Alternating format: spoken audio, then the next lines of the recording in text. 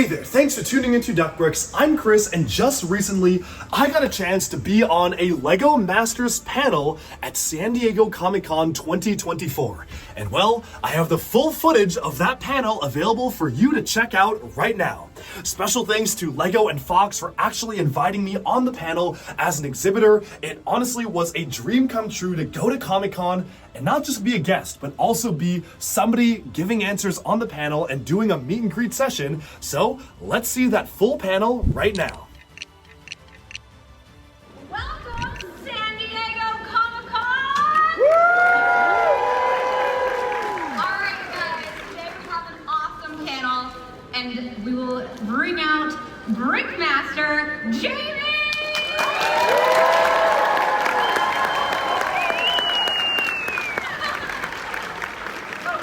We'll get these up. Alright, next up, you guys know him from the LEGO Masters Season 4 winner, Christopher Lee!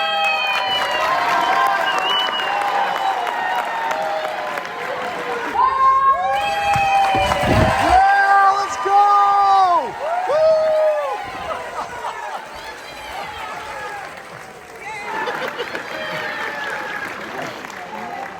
And the executive producer from the LEGO group, it is Brent Benedetti himself.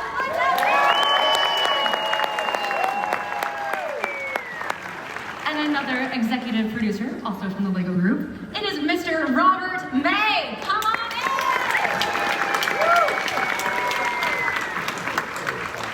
in. Fun with us. We were so happy to be here. My first question, I'm gonna jump right in. Jamie, every time that you came around to our table, I lit up with joy. You gave us so much insight to building Lego and creating with brick. How does it feel to judge on LEGO Masters? That actually makes me feel really good, thank you. I have to admit, in season 1, which is when we first met you, we were figuring everything out on the fly. And they were basically telling us to watch like cooking shows where they're like really intense and they want us to be these tough judges. And then we very quickly realized, because I kind of always knew this, but we're Lego fans. But we're actually soft and cuddly and creative. We want to like promote each other's creativity. So I really have liked, especially over the seasons as they've kind of gone on, that we get to do more mentorship. We actually get to celebrate the creativity more. And we actually started potentially as those tough judges, but now I just love walking in the room and having everybody clapping and like calling us over, like, can you come over and see what we did? There's something really special about it. And you always have like the perfect thing to tell us. Oh, thank you. And can you tell the audience, again, what does a Brickmaster look for in a build? Oh my goodness, I didn't know I was getting that one. Where do we start? Well, actually, I benefit from having Amy with me as well. You guys know Brickmaster Amy? Yeah, you're gesturing. In case you didn't know, she's got a new member of the family, so she's got a baby, so congratulations to her. But what's great is we're a wonderful balance of each other. So when we go through these challenges working with Brent and the team, we really try to think of how to celebrate everybody's creativity throughout the season and try to have the different challenges and things. And I think when it comes down to actually judging, we know everybody there is awesome. We know the builds are going to be mind-blowing. So it really comes down to those details. It's about what exactly do we ask. If we ask for a 7-foot-tall penguin and you give us the most amazing battleship, it's great, but we're looking for a penguin. So that actually brings me to my next question. So I met you season 1, and also on the very awesomely named LEGO Master Celebrity Holiday Bricktacular. Rolls off the tongue, exactly. Jamie, working on both of them, what are the differences between the two seasons as a judge? They're so different in many ways. Because on a regular season, we're introduced to so many talented builders for the first time. And they're figuring this out. They're figuring out the 10 million bricks in the brick pit. They've got a giant clock over their head. They got Will Arnett trying to throw them off every way possible. And then they got the pressure of us showing up and they haven't met us before. So it is a bit more of a pressure cooker. And then we have to, unfortunately, we have to send home some of our like best builders, like our friends have to leave us. And everybody in the room really, really feels it. So there's a real emotional journey that you go on in that main season. But then the holiday spectacular happens, and oh my goodness, all gloves are off. I mean, you guys come back, we know each other, it's like a family reunion. Really? Will gets his best friends over, all these celebs show up, I mean, You got like chaos in the room. It's the holidays, really fun themes. So for me, that is just like the best, and nobody goes home. I love that. So yes, competing on season 1 as a regular contestant is so stressful, and you can all go home at any moment. Your build can break, and that is the end of your Lego Master journey, and it could be the saddest day of your life, or the holiday, you don't go home, no matter what, which is amazing. But the weird thing is the pressure is still there. I still feel like I have to I'm still fighting against the clock, I'm still wanting to win, but it is I feel like I could breathe a little bit more on the holiday special. I think it's also interesting because you've lost your partner, and now you have this celeb. And by the way, the celebs are fantastic to hang out with Will, but some of them are like, so this is a Lego brick. Yeah. Tell me about that. And that gives you an extra challenge as well, because you have to not only work with someone that is used to just having a blast and being goofy, but they have to build something. Yes, and not only that, my partner was Rob Riggle for the holiday special this last year. Oh my gosh, Will and him, I could hardly think. They were just cracking jokes the entire time, and I was like, please build, please build, please build. And you're only seeing what can go on TV. Because when the two of them get started, when the camera crew basically loses it and we have to stop, that's when Will has his best day.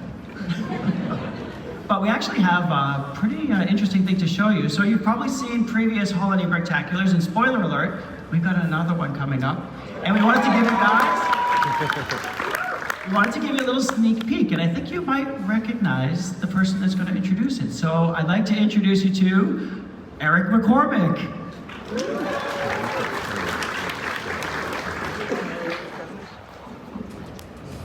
Hey everybody, happy holidays. Eric McCormack here. Now I know it's not the holiday season yet, but I'm here to give you a sneak peek of my upcoming holiday season. That's right, it is the Lego Master Celebrity Holiday Bricktacular, and I'm going to be in it playing the role of celebrity.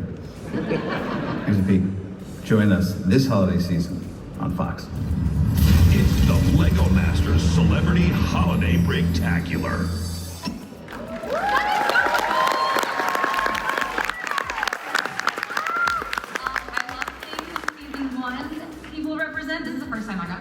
So that was really cool. All right, talking about seasons, Christopher, you just won season 4! All right, so you and your partner Rob just won season 4, and you guys got the coolest Lego Master Prize in Lego Master history, worldwide, might I add. Oh yeah. You guys just released your very own Lego set.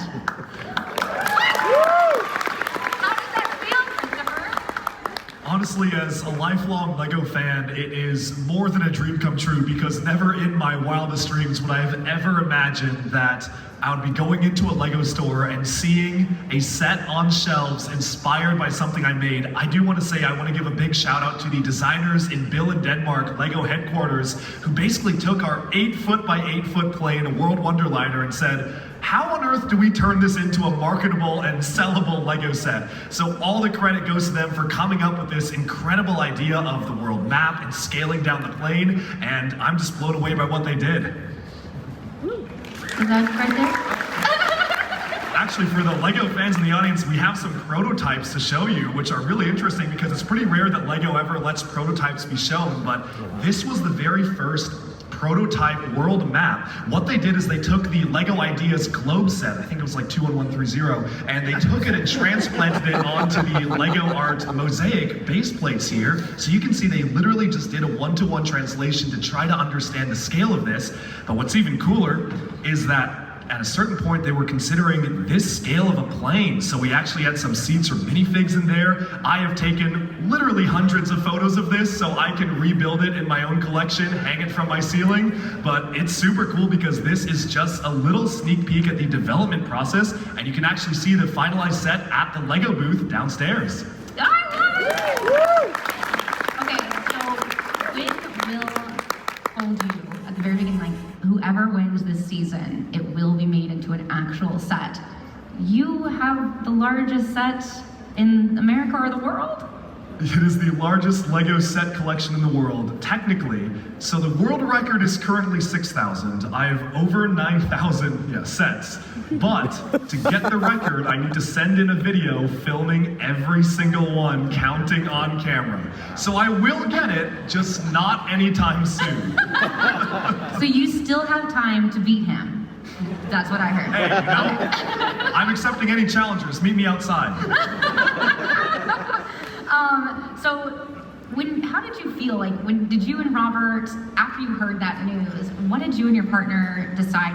Did the strategy change, or? Oh, we were locked in. The moment we heard that, we started cooking, and really what we had to do was, for that, at least for me, that was more impactful, that was more special than any of the other prizes, and not to downplay the other things that we got, which is super cool, but for me, the prize money is one thing, like that's here, but then getting an actual Lego set out for build is all the way up here, and in that moment, I had to turn to Robert and I said, we are winning this no matter what. And then he said, oh, heck yeah. And we're building the biggest Lego build in Lego Masters history. And I think we did. That will soon be determined. What are the dimensions? We gotta look at it. Are we just going wide? Just going wide? 8 feet by 8 feet, square All right, footage. he might square have me footage. for width. He might have me for width. But your size to be determined.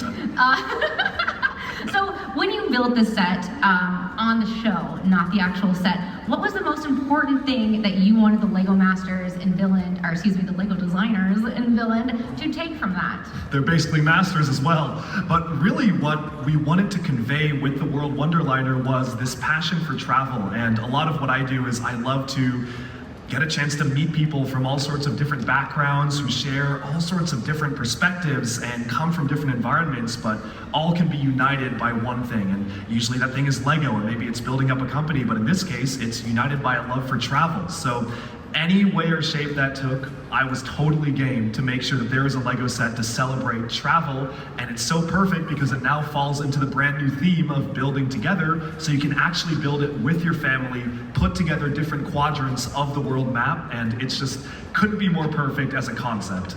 See, he's not at all villain, you guys. Yeah, maybe we gotta scrub that from the recording, you know? So talking about you being a villain, what were some of the most villainous things that you did on Lego Masters? Oh, I gotta watch out and see what I can actually say. I mean, if you pay attention to, if you pay attention to the Lego Masters sign on each episode, maybe a piece or two may have gone missing each episode. I don't know, I'm not confirming or denying. But I mean, playing the villain was a ton of fun because what happened was Robert and I went into the show and we legitimately thought that we would only make it like 1 or 2 episodes. I actually told my boss at Microsoft, I was like, hey, look, it's gonna be fine. I'll be back in like a week. It's okay, I'll be back soon. And that week became 2 months. So I'm very grateful to my job for letting me do that. But we thought, okay, here's the thing. If we are only on the show for a few episodes, we might as well have a ton of fun with it. And the other thing is, people love rooting against someone. You're like, I want that guy to get out. And you know, they're not gonna get him out because they're like, oh, that's drama, you know, that's action. So we were like, let's play the villain, let's have people root against us for a bit. But then there was a point in which we were like, okay, maybe we should stop being the villain because we've gotten a little bit too far than we thought. I love that. All right, next question is for Brent. Brent has been a part of Lego Masters since the very beginning, which is great because when I got to come back, it was like familiar faces. It made me very happy. So Brent, tell us about your time with the Holiday Brictaculars. Holiday? And your experience with the show. Yeah, so I've been with the show since the beginning. My main job has been to come up with the challenges along with my team. So we have a really fun job to like test these folks and what their creativity is. So over the years, we then got to do the holiday special. Both of the shows, actually, what I love about them is that it's not a mean-spirited bunch. As villainous as you may think he is, he convinced a team to take a rug out of one of the challenges and build it. Still lovable. I mean, how could you hate this guy? He's adorable. So, but that's the case with everyone. Everyone on the show, front of that, like on stage, backstage, everybody is this like sort of wonderful group of people. So it's a privilege to go to work and get to be a part of this. And I'm a massive Lego fan, so I get to play with Lego at my job. Like, that's incredible.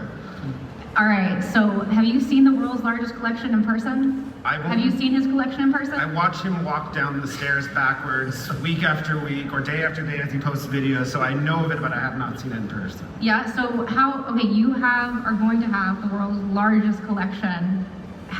So other than, like, what are your goals with that? Well, first of all, I think we need to arrange a trip. I'm sure that he'll be reclaiming some. I'm gonna steal back bricks. Yeah, hey, I recognize that. I want a shirt, steal back bricks. Thank you. But I mean, I've always been into Lego because I feel like as a kid, Lego instilled in me a real passion for going out there and solving problems. And I mean, it could be as simple as, hey, I want to build a plane. How can I use the pieces in front of me to make a plane? But I got that mindset ingrained in me as a kid because of Lego, and I feel like that really led me to a lot of the stuff I do today in startups and in program management and in being a venture capitalist as well as an entrepreneur. And I really wanted to inspire kids to get that same idea and get that same passion for creativity and for building. And that's part of why I started my channel Duck Bricks, and that's why the end goal of my Lego collection is to one day open up some sort of a museum celebrating the history of Lego and really being able to have kids go in and get inspired by what came before.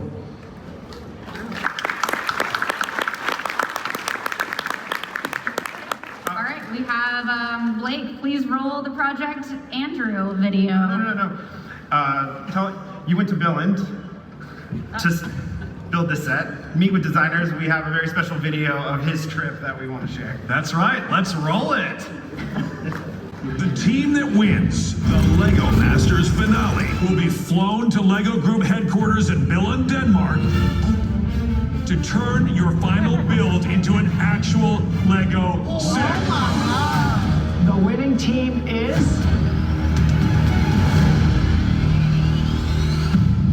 Christopher Roberts.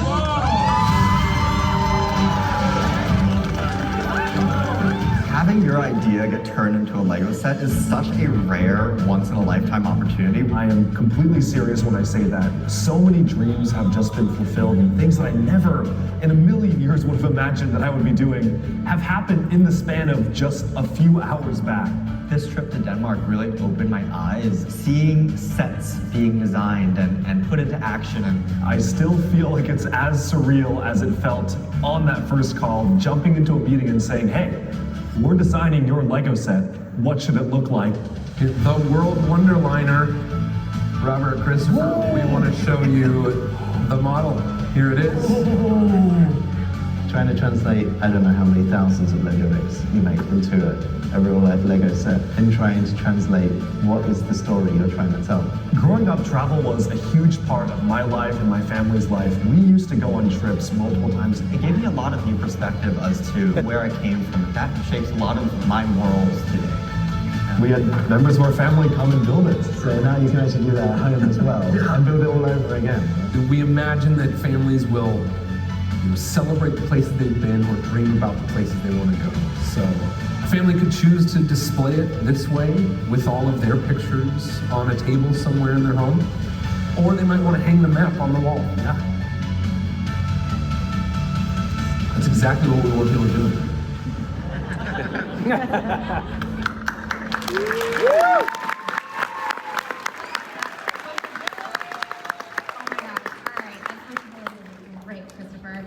Anything you want to tell us about your trip to Billund? Well, first of all, big shout out. Longtime LEGO Masters fans may have recognized a certain familiar face up there who now is an official LEGO designer. Let's hear it for Boone.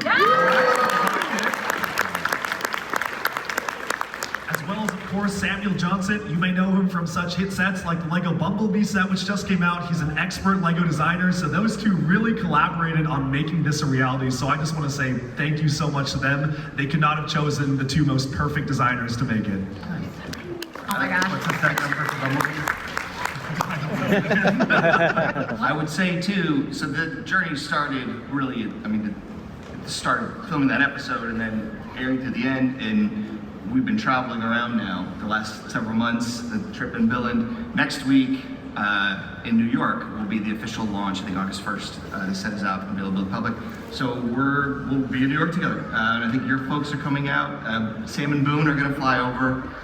So we're gonna have a little reunion again from them. It's gonna That's right. And if it's from New York, come hang out. Flagship store, Times Square. And the World Wonderliner will actually be there in person on August 1st. We'll be there all day. You can see it in person. We'll be signing sets. It'll be myself, Robert, my family will be swinging by, and as you said, the designers, and you, right? Yep. So whole crew's pulling up, whole gang pulling up. I'm so excited.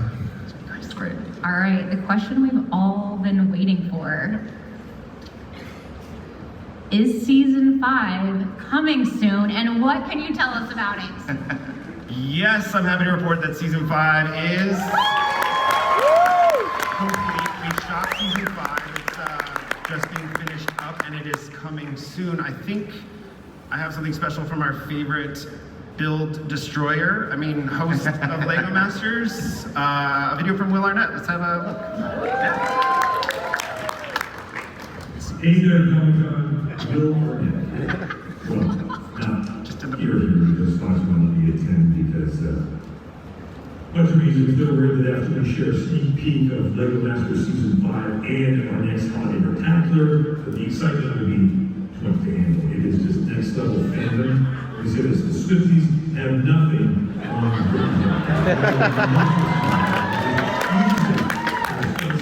and the only season where I'm lucky for a mustache. You'll see. Enjoy.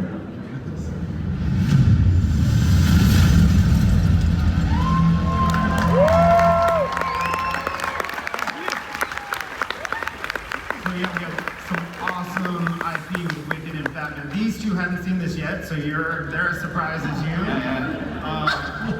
But we're excited. It's smashier than ever, twistier than ever, mustachier more than ever. So it's coming soon. That's all I can tell you for now. But please check the internet. Somebody's gonna tell you when. Oh my gosh, I'm broken. Give me a second. How did you get Lego Batman? Lego Batman! We know a guy. Oh, you know a guy? Okay, back. Oh my gosh, Rob, I'm still stuck. That was the coolest trailer ever. Can we do another trailer like one more time? Oh, okay, I am very excited. Very excited. Ooh, it's like extra room for you. All right, Rob, this next question is for you. Yeah. You are also an executive producer on Lego Masters, but you are across the series globally. Yes. What can you tell us about the show? What's happening in other countries? Yeah. How many of you have seen a different version of Lego Masters outside the US? Cool, lots. Okay, how many countries would you guess we've done original versions of Lego Masters in? I see 6. Oh, 18. Throw Wow, your fingers. that's amazing. 10. All right. Yep, 10. Oh, yeah. So it is 18. Yeah, it's been a blast to do, and we really have just been all over the world, and it's the commonality is just the incredible building talent and fun that's been had. So we have several productions that are in the works this year. Lots of stuff hasn't been announced formally, so I can't tell you exactly where we are in the world, but it's lots of spots that you're familiar with, if you've been following. I think in the US here, if you have Tubi, you can watch the Australian version.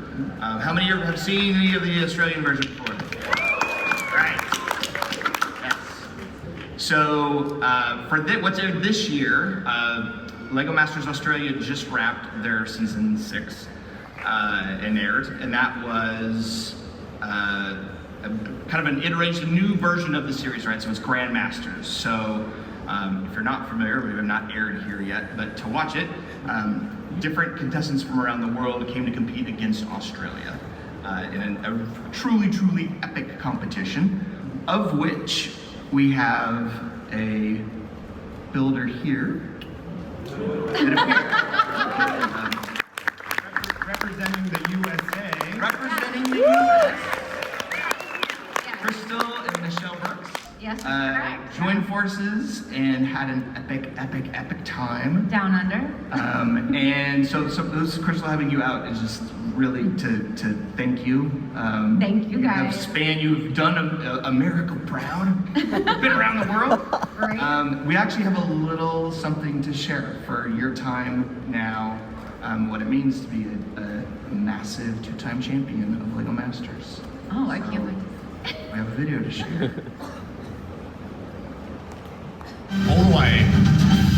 United States of America, would you please welcome Crystal and Michelle? Crystal, our cosplay builder from season 1. There aren't very many females in the Lego community. Not yet. Yeah, not yet. So we're doing a fairy wonderland. We're definitely gonna have like a fun swinging ride, and then we're gonna have really tall rainbows. I love building things that are like so colorful and crazy. It has been almost 4 years since I have been on Lego Masters. In that time, I found out that I had a tumor in my skull. It actually paralyzed the left side of my face. A lot of hospital visits, a lot of therapy, and I used Lego as a therapy. So, give me a sec. I never thought I would have an opportunity like this again. You know, the doctors told me that I would never smile again. Coming here definitely makes me smile a whole lot. I brought home the trophy for the holiday special, and I think that we've got a really good shot at bringing home your Australian trophy. The key to winning is teamwork. That is what Lego is about. And for women and little girls especially, to see a woman hoisting that trophy, massive. The winner of Lego Masters Australia versus the world is Crystal and Michelle, Team USA.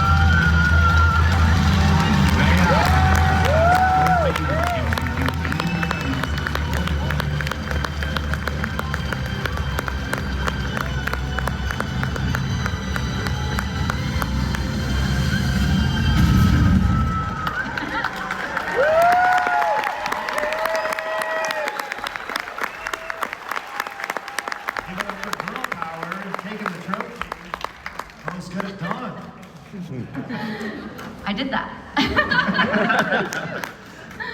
Yeah, that was an incredible experience to be called from literally across the world, and not only they were like, you are a fan favorite for the USA, and we want you to represent the United States of America for Lego Masters. I was just like, oh my goodness, yes. There's gonna be koalas too? Yes! Yes. And meeting my partner Michelle was such a magical experience. She's an amazing and incredible builder. And it's weird because I've had now 3 different partners for Lego Masters, and each time you have to learn how to build with someone else. And I think that, honestly, I'm really good with building with other people now, because you just get thrown into this ring, and it was just the most beautiful, epic thing ever. And of course, the tumor, Lego Masters called me back to do the holiday spectacular. I couldn't do it for season 1 because I was getting surgery, and then season 2 they called, and I told them that I don't look the same anymore, and I'm not good for TV, and I don't think they would want me anymore. And these execs called, and they were like, we'll be the judge of that. So we did a Zoom, and they were like, you're fine. I love her. I love you guys so much. Woo! Thank you. And then coming back and doing TV after being paralyzed on the left side of my face was extremely difficult. And the pressure on top of Lego Masters was really hard, but honestly, if I hadn't done the Bricktacular, I don't think I would have told Australia yes, because I don't think I was going to be confident enough to do that. And doing the Bricktacular and going on like national television again and finding the fandoms that are here, and having people from this amazing, incredible, marvelous, magical community reach out to me and send me the kindest, sweetest words of inspiration, and how telling me that I was their inspiration was insane. And because of that, I got to go back and do Australia and win not once, but twice!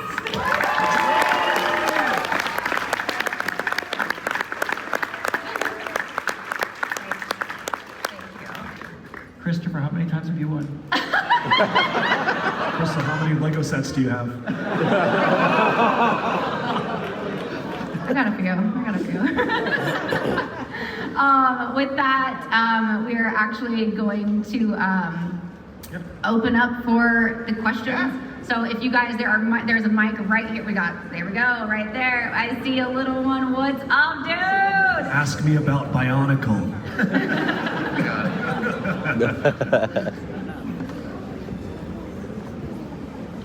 All right, I think we're good. My question is, how many different kinds of bricks are there in the brick pit? That's maybe a Brent question. Yeah, okay, put me on the spot, little man.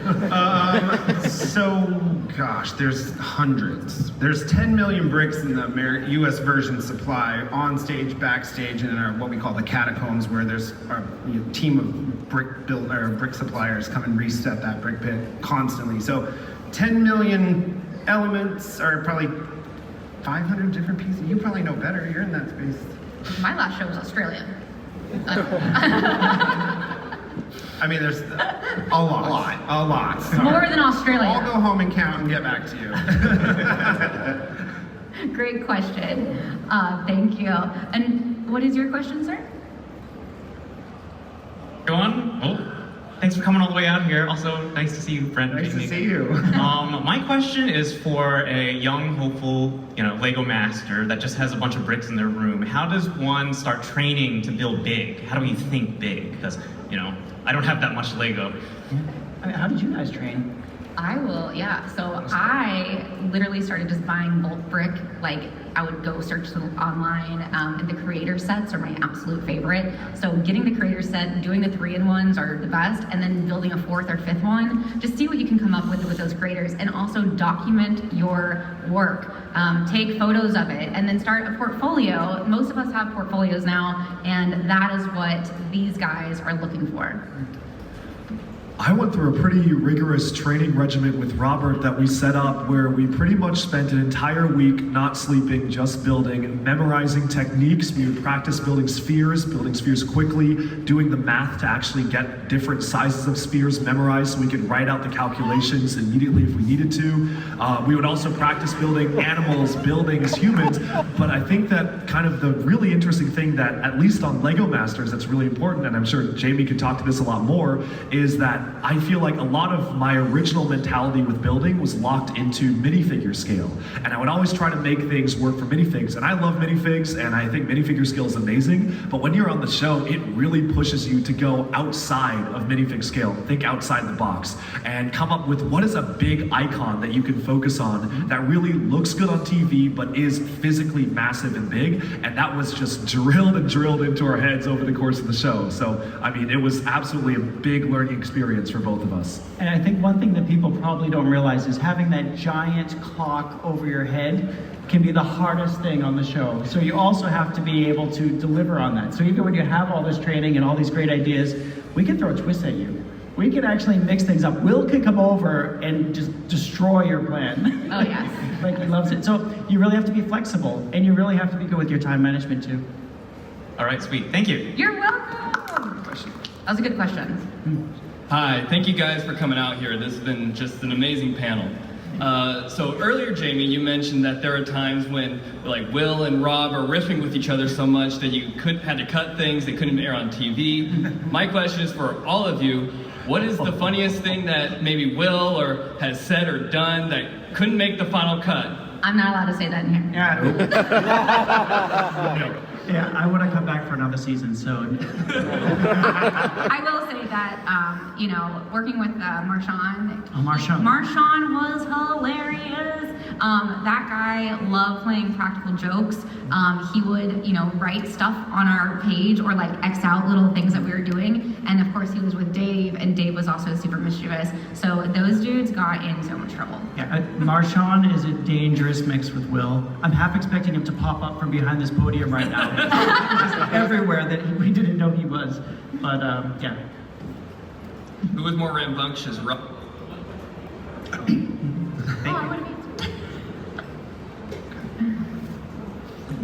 But Will, Will was the answer. What are your favorite Lego sets? ooh, you, sir. Maxilos and Spinax from Bionicle Generation 1 is a really interesting set that redefined how piston techniques work for Titan scale builds. The recent Cole's Titan Dragon mech from Ninjago Dragons Rising is probably the most articulated and stable mech Lego's ever made. Ninjago City from the original Ninjago movie in 2017. I can keep going. Oh my god.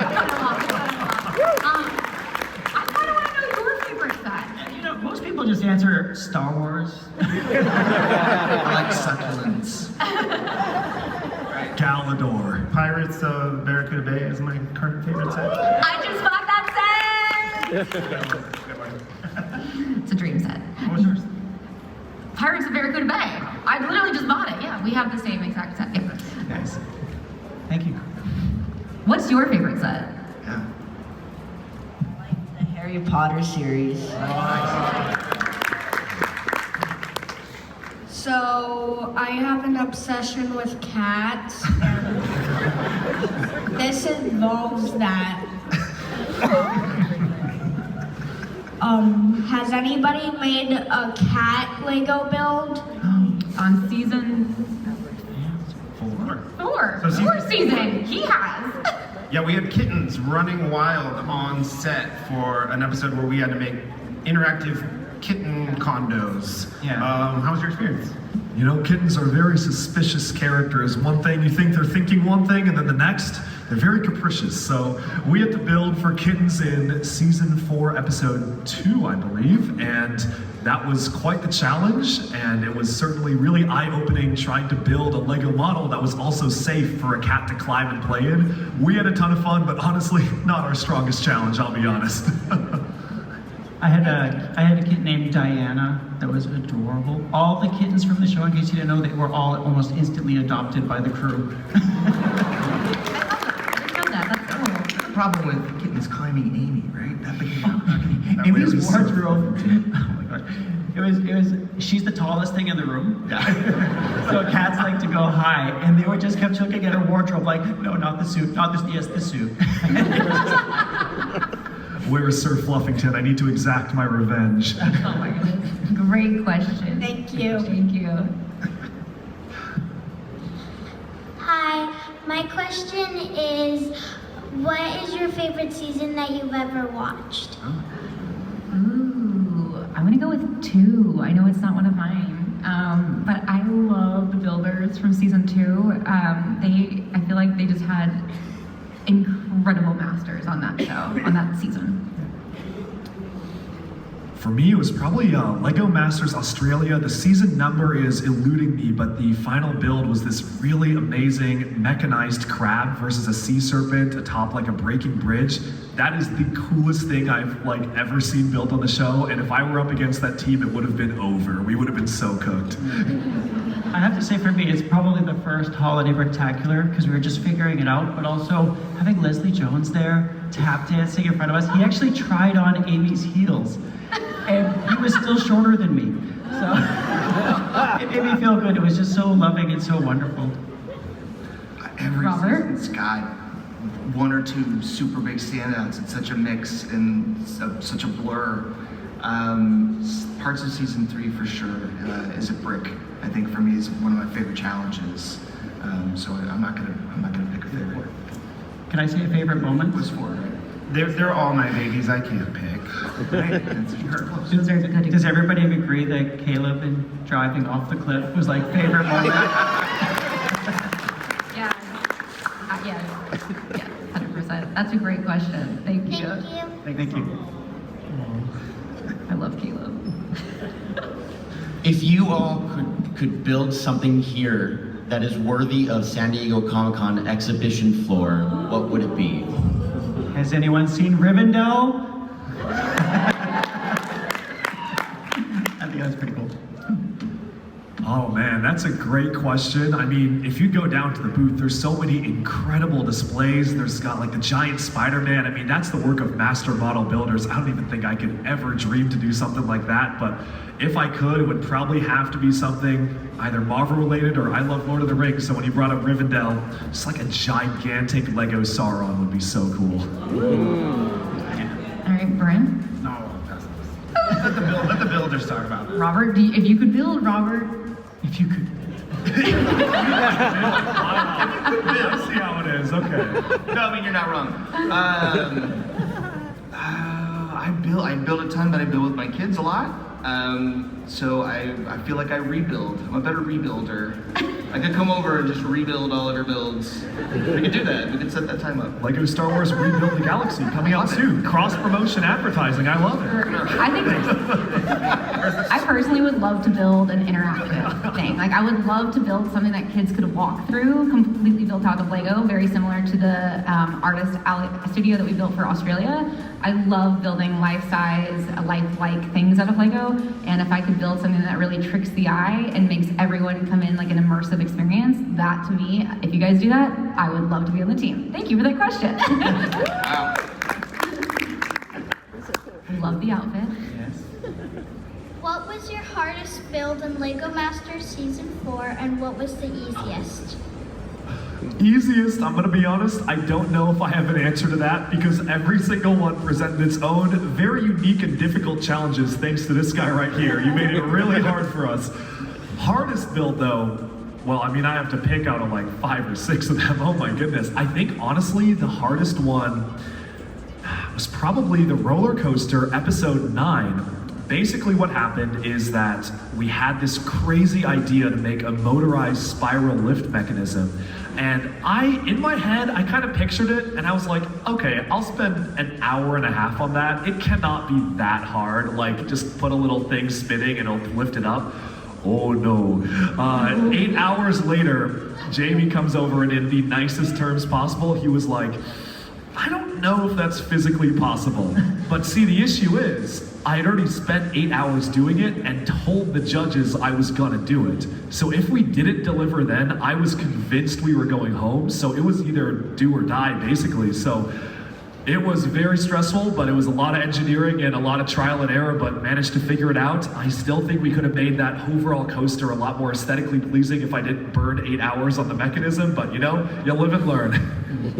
I'd like to say, Jamie is like the master of the coaster. He loves them in real life. He's designed to... He made them, yeah. He's made them for the LEGO group, so he's amazing at it. And when I pitched this challenge and I bring them to him, he was like, this is the worst idea you've ever had. It's never gonna work. They're all gonna fail. It can't be the penultimate episode. And I was like, I'll take that challenge. They all succeeded. 4 awesome coasters in the end of that episode. I was terrified we're gonna have on an all-new LEGO Masters, everyone goes home. Including the Brickmasters. Thank you. So here's a question that that just popped into my head immediately when I watched LEGO Masters.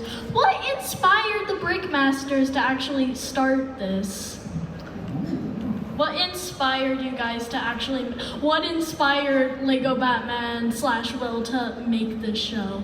Oh my goodness, that's probably a question for Rob. That's a really good question. It's a good producer question, right, Rob? Sure. Building is a shared experience, right? LEGO Masters is a show about 2 builders coming together and overcoming and collaborating and creating. That's a shared experience. Everybody builds at home. You build with your parents, you build with your brothers and sisters. So it's just sort of ingrained in what creative building is, right? So I mean, so that has been an idea that's been exciting forever.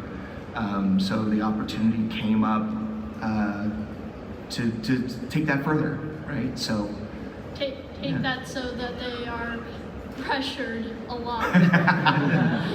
Yeah, I mean, throwing in a time frame and making it all stressful, that part maybe not as much. Not always. But Well, I think Lego Batman just wanted to see some things break. I don't know about you. Right.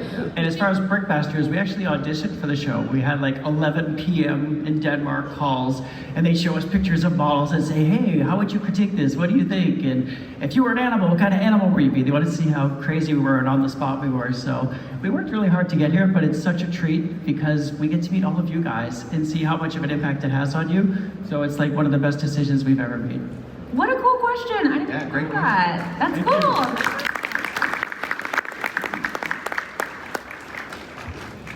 First, Jamie, it's wonderful that you're such a delight in person as you are on TV. Thank you for taking Builders. What is it like working under the pressure of the clock? And specifically, do you have to do the builds all contiguously? Yes, we sleep in the studio, right underneath our table. We don't let you sleep. You have to work. you take this one first.